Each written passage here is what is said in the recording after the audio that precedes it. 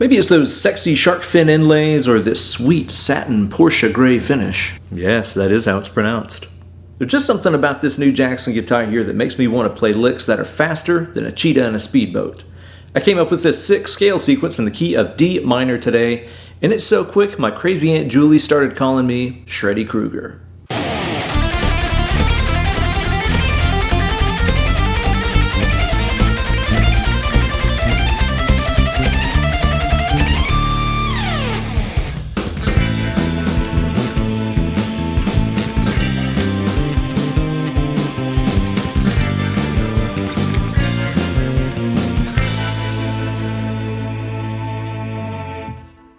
Hey there kids, and welcome to a brand new installment of Weekend Wank Shop, here with your good buddy, Uncle Ben. My dear friends over at Jackson recently shopped this Bad Larry out for me to check out, and I am in love. This is the new American Series Soloist HT for hardtail, my favorite, and it is born to shred. Whenever I picked this thing up, it just automatically inspired me to write some super hot licks for you guys to work on, like the one that we're going to talk about this week. It's going to help you with your hand synchronization, your position shifting, and your alternate picking chops. Grab your sharpest axe and shred along with me and get even more out of this video by checking out my Patreon page at patreon.com/BenEllerGuitars. Sign up today even for just $1 a month. That's going to get you access to hundreds of exclusive posts, bonus videos, and so much more. This week, everybody who supports the channel, even for just $1 a month, is going to get a metric butt ton of stuff. You're going to get the downloadable tabs, guitar profiles, and practice tracks to go along with this hot lick. That way you can build your own perfect practice session and become the next generation of Shred-Eye Knights. And you're also going to get a very special exclusive video showing you guys some secret important stuff about visualizing scale patterns and understanding where you are inside a scale, no matter where you are on the fretboard. This is really valuable guitar Illuminati stuff that I shouldn't be sharing, but I am. So don't delay, sign up today over at patreon.com/BenEllerGuitars. I'll be playing this sexy neck-through beast here through the Friedman JEL50, which has quickly become one of my favorite amps ever. Let's get into it. First things first, let's hear that thing again at stepdad speed.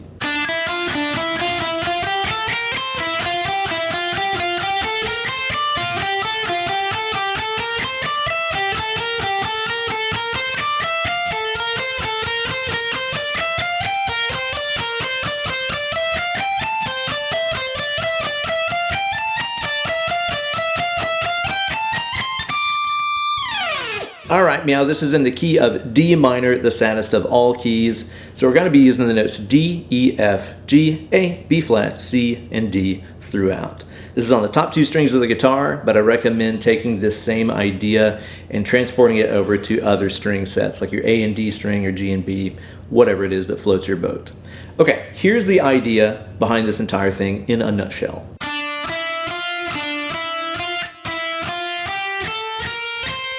So we start off with a 3-note segment of the scale, like D, E, F, and we play up that 2 times in a row. After this, we're going to jump up to the next note in the scale, which is E, and just walk up 6 notes of the scale, like this. So it's kind of like you have 6 notes laterally, then you jump up in the scale and you have 6 notes vertically. Lateral, vertical. After that, what you're going to do is to restart from the position that you just left off in. So we're going to play up that E, F, G 2 times, then jump up here to F, G, A and walk up the scale. So the second pattern is restart from F and play up those 6 notes before we jump up here to G and walk up 6. Note that that shape right there is an asymmetrical shape between those 2 strings. After this, restart from G, jump up here to A for your asymmetrical walk up. After this, we're going to start from A, jump up here to B flat to walk up the scale. After this, start off from B flat, jump up to C to walk up, starting from C, jumping up to D, and then restarting here at D. jumping up to E. And then I capped it off with that high D note up there just to be cheeky. So the last position will sound like this. So all together, it's gonna sound something like this.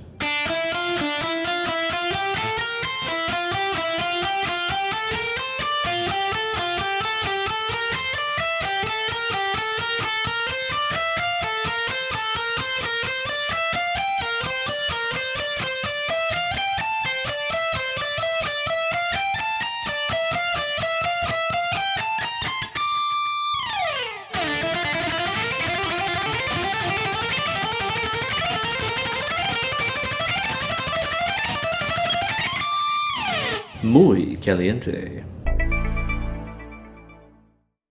So this lick is designed with alternate picking in mind. So we're just gonna start off on a downstroke, do an upstroke, and then repeat the entire way through. Now, part of the reason this is such a great lick to practice is because it features a downstroke string change and an upstroke string change. So coming off of the B string, it's always going to be a downstroke to get you to the high E. And then whenever you come off the high E, it's always going to be an upstroke to get you back to the B. So it's downstroke change, upstroke change, downstroke change, upstroke change.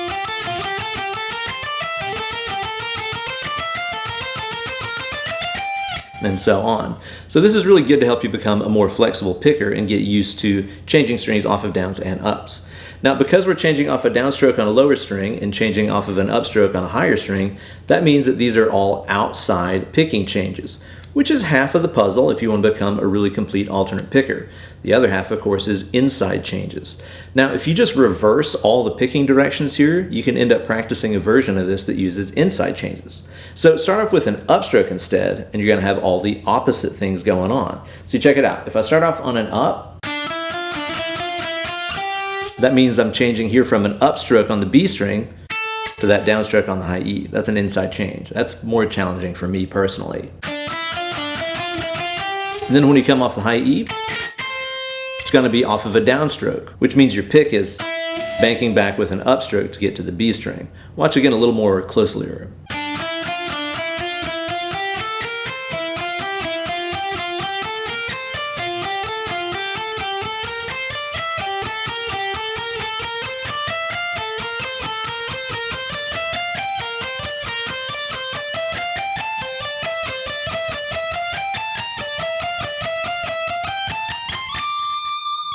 It's a totally different set of mechanics, but you got to practice both of them if you want to become a great alternate picker. So I recommend doing a little bit of both. If you want an alternate lower impact version of this workout here for the right hand, I recommend doing this kind of Eddie Van Halen style and doing that half legato thing whenever you get to the vertical part of every segment. It might sound something like this.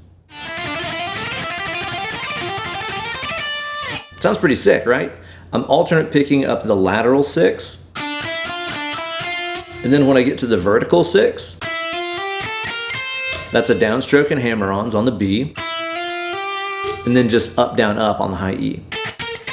So it ends up being down, up, down, up, down, up, down, hammer, hammer, up, down, up, down, up, down, up, down, up, down, hammer, hammer, up, down, up. Kind of gives the pick hand a little bit of a rest right there. But the most important thing about it is, it really is a test to see if your left hand is staying in rhythm. Whenever you're alternate picking every note, the hands are really working together, but whenever the left hand is in charge of keeping the rhythm, it's kind of like you're passing the baton to it to see if it can stay in time and stay in the groove. Because if your left hand isn't in the groove, it doesn't matter how good your picking hand is. It's always going to be out of sync and jumbled up. So doing licks like this that combine some legato stuff and some picking stuff, it's a great way to make sure both hands have good groove behind them. So I recommend practicing it that way too. And it sounds sick.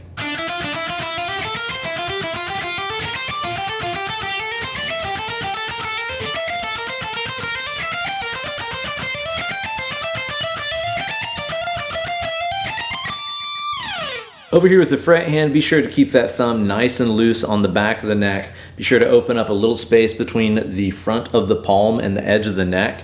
That way your fingertips are right down there on the top two strings. If you have the palm right up against the neck, you're going to have to bend those fingers way down to reach the high strings, and you're not going to be able to make those stretches.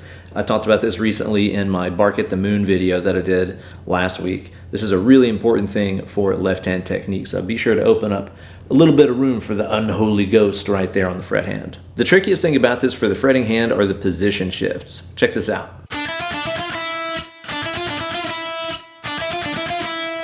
Did you see that move right there? The ring finger was on the E note, and then the first finger takes its place to make that position shift happen.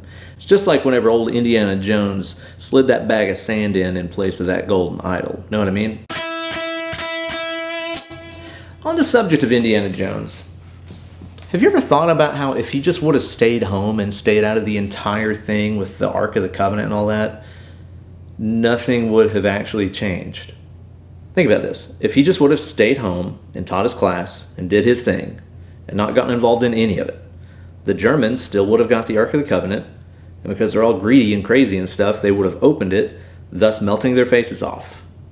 The end. Indy didn't have to be involved in any of that stuff. The ending would have been the exact same. How about that? In order to make those shifts happen, the left hand has to be really loose and kind of get used to sort of compacting in.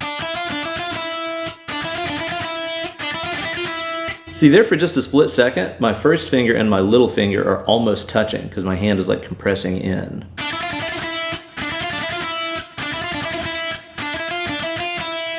Try to be really careful as you do this to not let the first finger slide into position. That can throw your timing off and kind of affect the sound a little bit. It can sound cool in certain cases, but just not in the case of this exercise. So try to get used to having that first finger be nice and nimble and slide into place of the second note in every sequence. Practice that one up and I guarantee you're going to become the next Francis Bubble Trousers. Now, wasn't that just a Jim Jam Jubilee? Thank you guys so much for watching and practicing that lick along with me. If you get it down, be sure to put up a video of yourself on Instagram along with this hashtag right here so I can find it, check it out, and give the old thumbs up of approval. That would be pretty rad. If you want to get those guitar profiles, downloadable tabs, backing tracks, and that super special bonus video to go along with this one, be sure to sign up to my Patreon page over at patreon.com/BenEllerGuitars. It's the greatest place on the internet. People are saying it, and I'm telling you that people are saying it. That's how you know it's true.